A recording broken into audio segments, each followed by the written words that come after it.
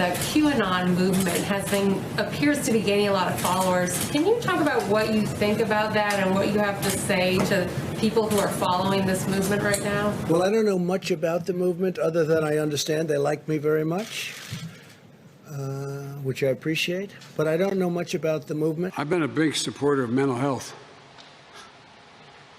I'd recommend that people who believe it maybe should take advantage while it still exists in the Affordable Care Act. Note those two very different answers. QAnon has gone mainstream, so mainstream that the two men running for president are acknowledging its existence, and at least two QAnon supporters have a pretty good shot at being elected to Congress in November. Now, if you don't know what QAnon is, let me explain, because you can't talk disinformation without getting in depth on QAnon.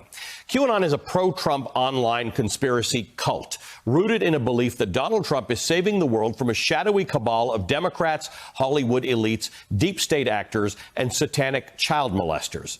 It was once relegated to the fringe, but no more.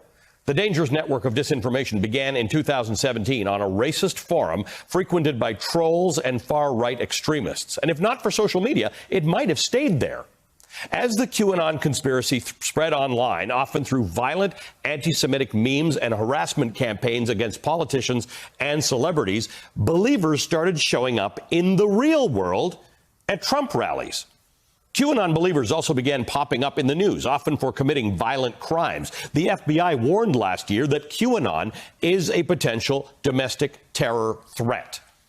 This conspiracy theory, once hidden in the shadows of the dark web, has made its way to thousands of those Facebook groups that Roger was talking about and millions of members. It's now infiltrating a new group of targets. Brandy Zadrozny has more on that. Brandy?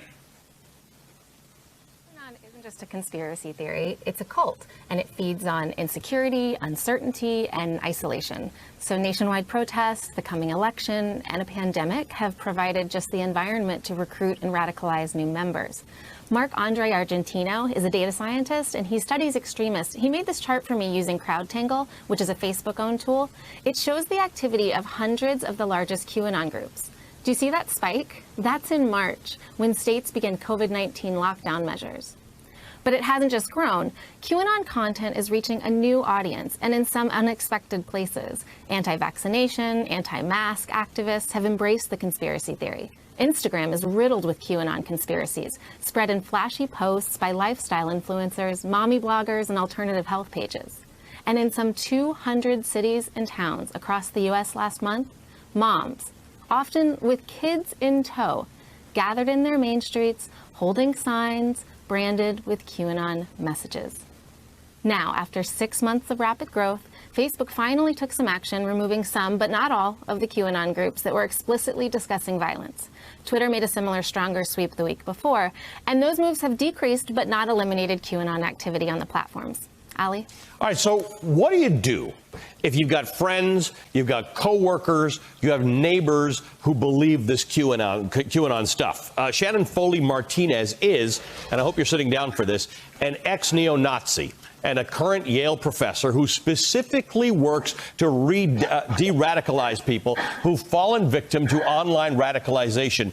Shannon, thank you for joining us on the show. Ben, kick us off.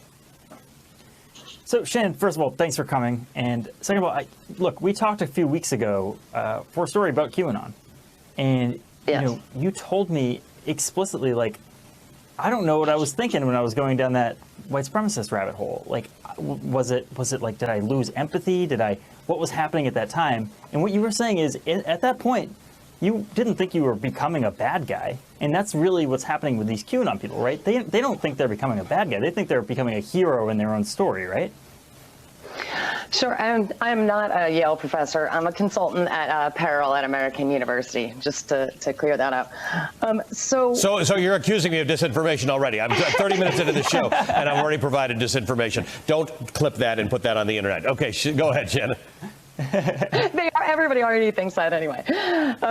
So one of the things that I didn't recognize while I was radicalizing into what I was doing was that I was creating an echo chamber for myself. In my case, it was a physical echo chamber. I ended up only spending time with people who believed what I believed, only in spaces where this was all that was going on. And I didn't recognize that that was happening to me, that my brain was really like hijacked into only framing the world around this ideology and these beliefs that I was immersing myself in. One of the things that's very important is that these are still individual stories. It's important for us to talk about the meta, right? It's important for us to talk about this bigger, larger QAnon thing. But the people who are part of this are still individual human beings who all have a story behind how they got there. Most of the time, these stories involve some kind of trauma or layers of trauma in their lives. We know specifically when we're talking about women and moms from the Me Too movement, just how endemic sexual assault and sexual violence is for women in the country. That the world feels dangerous and out of control to these people, and that they're looking for something that had a meaningful connection to something greater than themselves that they haven't found elsewhere. When we start interjecting the idea that children are in danger, of course, moms in particular and women are like, oh, we have to save the children. Like, why has no one told me about this? And so then when they hear and they start investigating and interacting with these ideas, that there's this coming from this sense of deep disempowerment, that when you feel like you have found the true truth, the real facts which hitherto have been hidden from you, that is very alluring and seductive and feels a lot like empowerment for a lot of people. The QAnon folks tend to be older people, as opposed to a lot of the further right-wing stuff and esoteric Hitlerism stuff tends to be younger teenagers and young adults. But this is often middle-aged and older people who feel like they're tech savvy, but aren't actually really all that tech savvy. So their ability to fact check is often really limited, and they think they are. So one of the things, I also work like helping people leave, radical violence-based stuff. And one of the things that I have found is that when you're talking to people who are involved in conspiracy theories, that the problem is that there really are conspiracies. Like, part of the explosion of QAnon is that it is being exploited by domestic and foreign influences to create and sow discord. But there isn't a single conspiracy, right? There isn't one driver. There are lots of people who have power, who want to maintain and amplify their power, and there are conspiracies that are going on. But there isn't one singular conspiracy. So how to talk about that in a complex way and how to interject that complexity into what they have, this worldview that they have created, to navigate the difficulty of feeling this world that feels dangerous and unsafe, and that they're losing security that they once had through multitudinous drivers. So there's like personal things, and then there's everything going on in the world. There's recession, there's, social change. There's, that we're watching the dismantlement, hopefully, of white supremacy. We're watching violence from far right actors, and so the world does feel dangerous and unpredictable to a lot of people. And so this gives an explanation to why. Yeah, it's a useful explanation, Shannon, because while it's hard to empathize, it is useful to understand that the drivers are similar: fear, danger, and being out of control. Thank you for sharing that with us. Shannon Foley Martinez is a reformed white supremacist who now works to keep people from going down into those conspiracy theories and into those hate groups.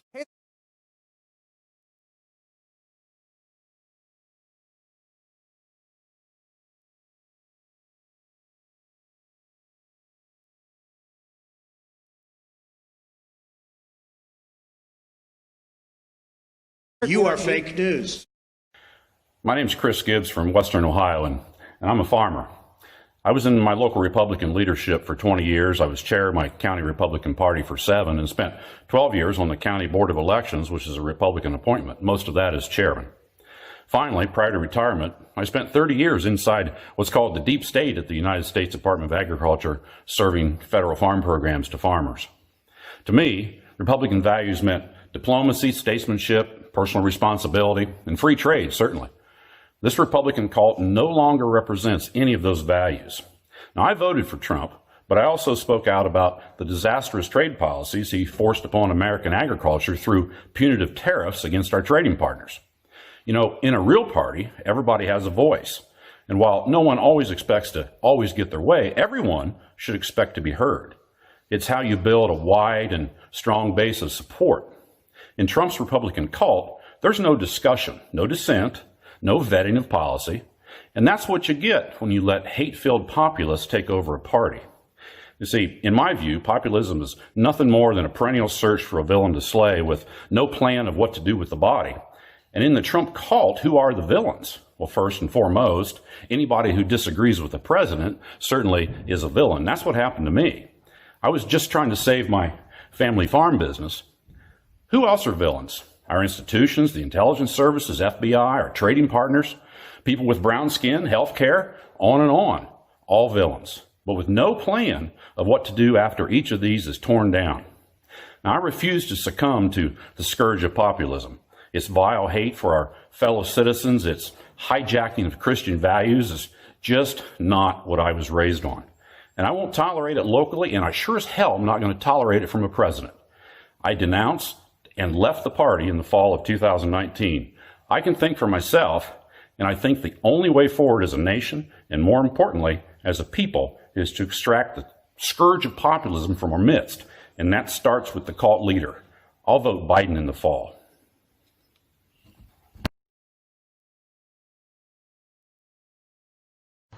My name is Matt. I'm from Danville, California. I have voted Republican in the presidential races ever since I was eligible to vote and continuing until 2016. I even had a mother who was president of the local chapter of the Republican Lincoln Club, so it's really part of my DNA. But in 2016, I have to say it really wasn't a hard decision for me. I always pointed to Trump, even before he was a candidate, as sort of a buffoon and somebody not to be taken seriously, just an entertainer. And when he first mentioned the idea of running, I told my children, don't worry about it. It's a non-starter. It's not a serious person. Just a reality show host who inherited a lot of money from his father, and don't give it any undue consideration or concern. And then I ruined my whole credibility when what came to pass came to pass. So it was not a tough call for me, and I think the reasons that I've thought about it a lot over the last couple of years as to why I feel so strongly about it and so passionately opposed to Trump is, number one, the lack of character. And I don't mean sort of a reasonable range of lack of character that's just part of being human. I mean an example of what I think is the antithesis, the opposite of the values that I was raised to respect and believe in, coming from my parents. And I think that starts with honesty instead of this compulsive, pathological need to lie about everything if they think it makes them look better. A curiosity about the world and a willingness to rely on others and admit what you don't know. And related to that is a humility to don't think you have the answers to everything. It's okay to say you don't know, or you're sorry, or rely on somebody else who knows more than you, or share credit to people that are around you that help you get where you've got. Obviously, none of those apply to President Trump. And then maybe the most important is his unkindness that I think really ends up being cruel. A lot of talk about whether President Trump is a racist or not. I don't know his soul, so I can't say for sure. But I do know that he panders to racism. And he takes this human instinct that likes to divide ourselves into groups, and he amplifies that with emotion and hatred, and it makes us all weaker and lesser. So I think overall he's just a small person. The character of Malfoy in the Harry Potter series comes to mind. Just a rich, spoiled, little insecure brat who relies on others to do his dirty work. You're fired. You are fake news.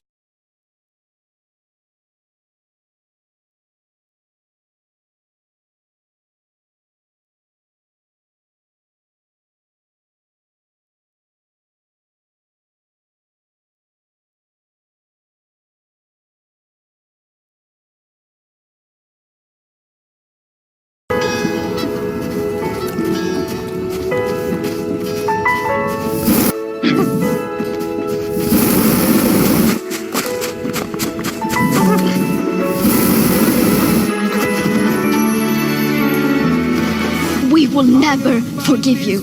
I'm an environmentalist. A lot of people don't understand that. And yet I'm still afraid to let it flow. What started out How dare you? has grown stronger. I only wish I had the strength to let it show. And I can't fight this feeling anymore. I've forgotten We will not let you get away with this. and if I have to crawl upon the floor, come crashing through your door.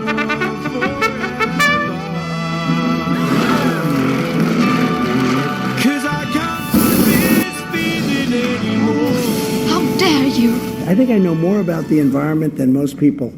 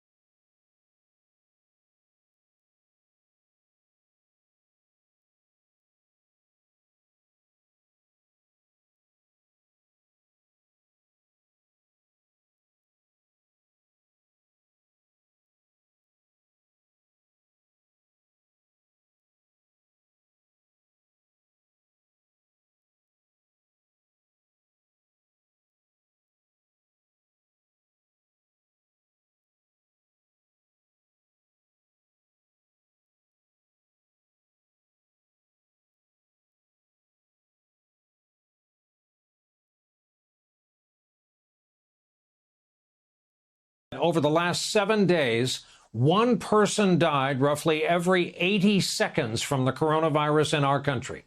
That's according to the data from around the country. We've now lost over 159,000 Americans, over 4.8 million. Just under 5 million have been infected with the virus. University of Washington computer model that's been frequently used and cited at the White House now predicts almost 231,000 souls will be gone from this virus by November 1st, 2 days before the election. Even with all of that, as well as the devastating economic toll from the pandemic, the president has not backed down from his insistence that this is all a temporary state of affairs. The country's in very good shape, and we're set to rock and roll. This thing's going away. It will go away like things go away. That was from this morning. If the rock and roll part sounds familiar, it's because Trump's son-in-law, Jared Kushner, used that very same wording back in April when he predicted the virus would be on the retreat by now and the economy humming. This afternoon, Trump stuck to his assertion. It's coming down, and pretty substantially in many locations. It'll go away like things go away. Absolutely. It's no question in my mind. It will go away. Please go ahead. Hopefully sooner rather than later. His comments today simply get tossed on the pile with all the others. All of his comments in the past that were designed to diminish the threat of this virus as the death toll just kept climbing. It's going to disappear. One day it's like a miracle. It will disappear. We're prepared and we're doing a great job with it, and it will go away. Just stay calm. It will go away. But I think what happens is it's going to go away. This is going to go away. This virus is going to disappear. It's a question of when. We're doing so well after the plague. It's going away. I said it's going to disappear. I'll say it again. But it's going to disappear. Does that discredit and I'll be right. Earlier this week, the president criticized Dr. Deborah Birx for saying the virus was more widespread than it was when it first hit the U.S. this past spring. He even said that his administration had it, quote, under control. Today, Dr. Anthony Fauci offered this warning about failing to recognize that this virus is not going to just go away.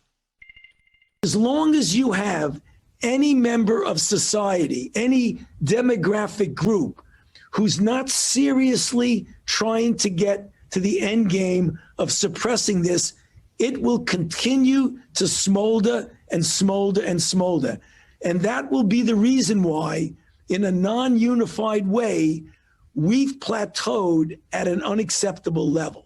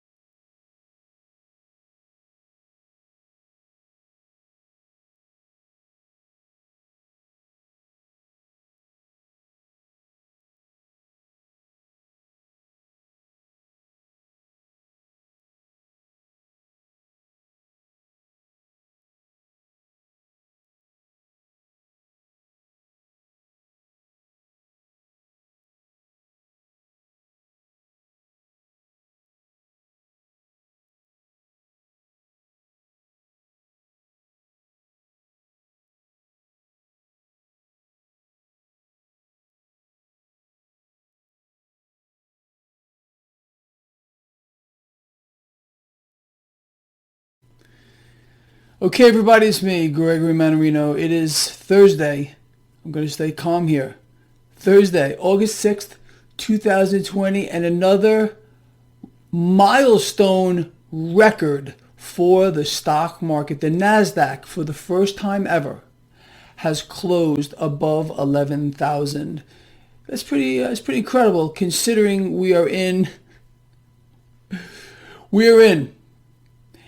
an engineered, deliberate global depression. The world economy has been shut down. That's it. Meanwhile, the stock market is raging higher. I want you to think about that. Why? Well, what does it boil down to again? I've been explaining this to you very clearly before it happened, as it was happening, and it's happening right now. The merger between corporate entities and the new American government is driving multinational corporations to record highs. Meanwhile, small businesses here in the United States have been culled on an epic scale, an absolutely epic scale. I mean, it's incredible. It's absolutely incredible. And if you wanted to, you couldn't make it up. If you tried to make up the story, couldn't happen. But this is real. So another example of the truth being stranger than fiction. I have a lot of stuff to cover with you. Let's talk about a few other things. Silver is on a rocket ship to the moon. It is just about $29 an ounce. And people, if you think you've seen anything with regard to the price of silver, well, then you have no idea what you're looking at. Silver is going up multiples from where it is. So again, I'm gonna fall back on what I have said for over an entire decade. Silver is the still number one most undervalued asset in the history of the world. There's not one other asset on the planet that I can possibly think of that is more undervalued still right now today than physical silver. Do you understand? Gold, I love gold. I love gold. I own gold.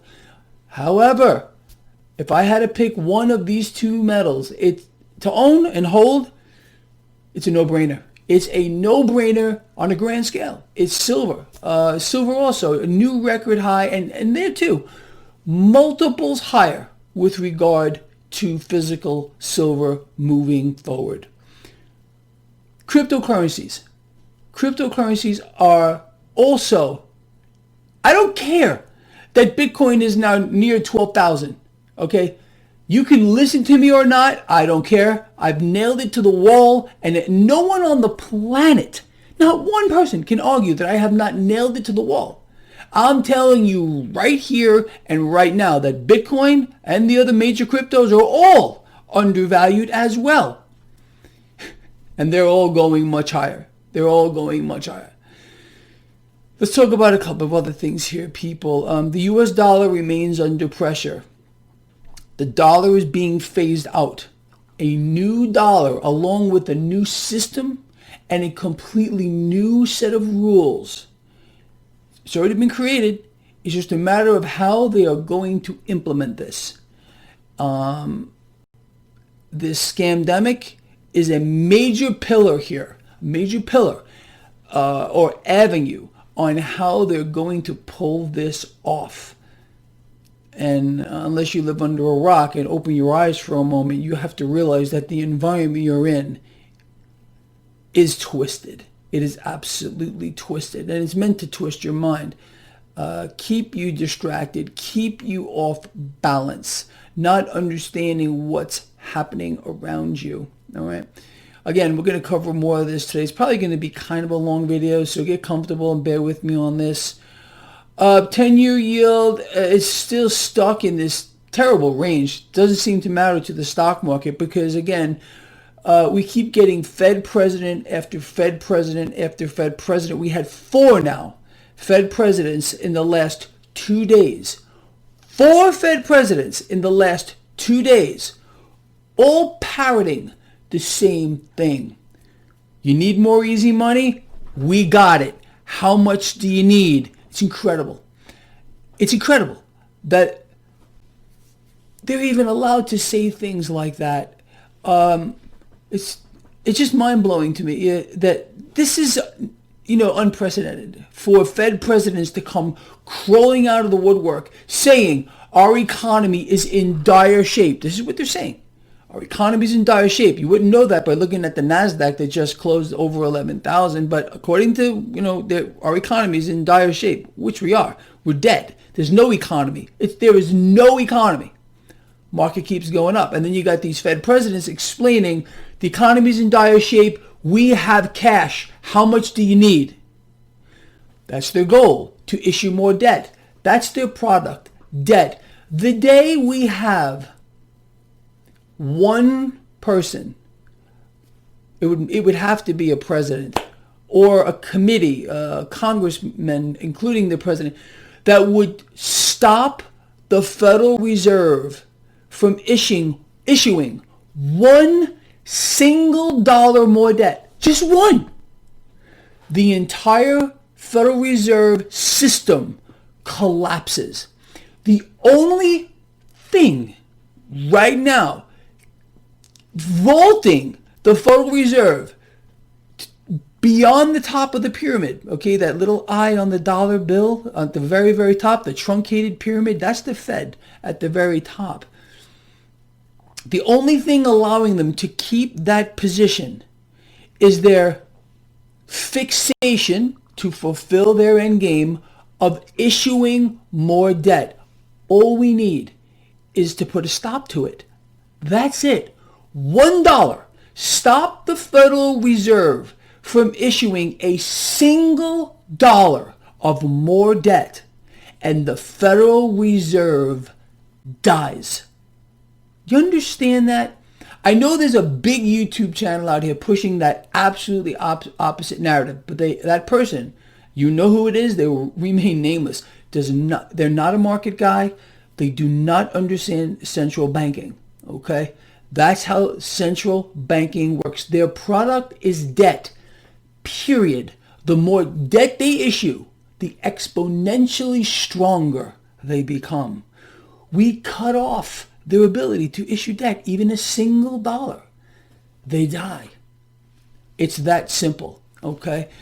Anyway, the mechanism is what's keeping these markets in the direction they're going. The promise of more debt on an unbelievable scale. I mean, we haven't seen anything yet, people. If you follow my work, you know that.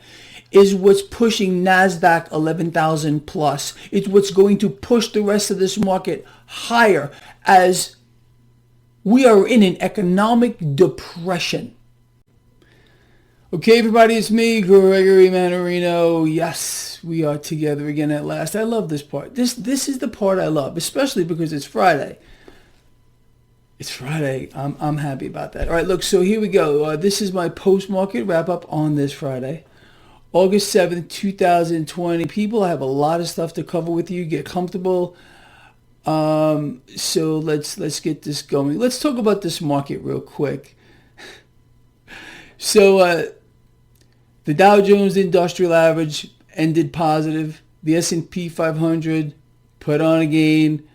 The NASDAQ was the only major index that finished in the negative.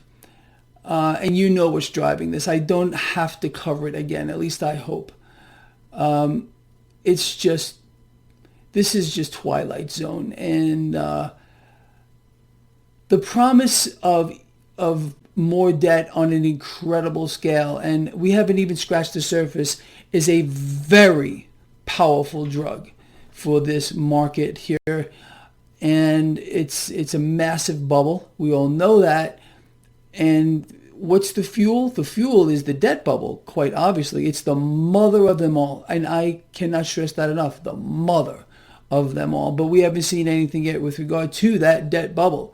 It is going to be hyperinflated, and the effect on gold and silver and cryptocurrencies is going to be epic, along with the stock market too, crude oil. So again, I want to put all this into perspective. So much stuff happened today. Geopolitical events heating up, and that's going to weigh on this market too. But again, the promise of easy money is all that's driving stocks. We have no economy. And let me focus on that real quick. let's talk about the propaganda that is so outrageous. It's actually an insult to people like yourself and people like me who have a functioning brain. Let's put this into perspective. So we found out today that we added 107, what was the number they said? 1.79 million jobs. Okay. Well, that's very interesting. And I want you to think about this. And I want you to research this for yourself. And I speak about it every single week, for the most part. All through the month of July, every week, on average, we lost 1.4 million jobs. But now they're saying we added 1.79 million in July. It doesn't add up. You know why it doesn't add up? Because it's not real. And they're hoping you're not going to look it up. They just throw these numbers at you. We're going to talk more about that in a moment. And they hope it's just going to, hit you in whatever way it does. And you're just going to accept it for what it is because you must trust the government. Now, let's talk about this. It's very, very important. So, apparently, and this has been broadcast all over the mainstream channels, they keep talking about it. Larry Kudlow is out talking about the unemployment number today of 10.2. So they want you and I to believe that the unemployment rate is 10.2. Bear with me a moment. I'm going to put a few numbers out here real quick. So Google this for yourself. How many adults in the United States are not working? It's 51 million. So 51 million Americans are not working, okay?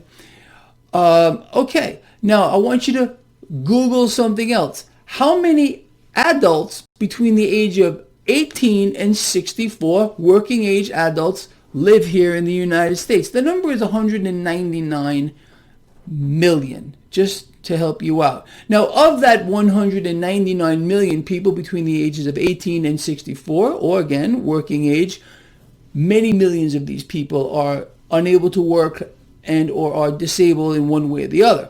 So if we have, I don't know, 190, let's keep the whole number. Let's keep the entire 199 million. Let's say of the 199 million adults here in the United States between the age of 18 and 64, okay? Obviously, it's a lot worse. And we say there are 51 million people that are unemployed. That number right there is roughly 26%. So the unemployment rate should be 26. But if you really look at it again, take out those people that are unfortunately disabled one way or the other, the number is north of 30. North of 30%. That's the real unemployment rate. But Larry Kudlow today, not only did Larry Kudlow praise the number of 10.2%, he said that soon enough, I think he actually said by early next year, that number will be in the single digits. They could be in the single digits today. All they got to do is propagandize it, fake it. It's already fake beyond the point of belief, and it's an insult to people like yourself. All you got to do is do a little basic math. But again, they think you're too stupid to know that.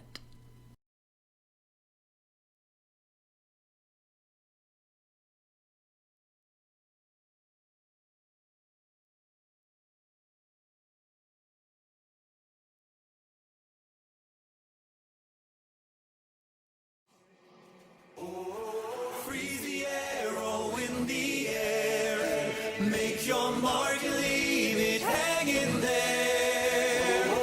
Be the first to turn around. Take the leap to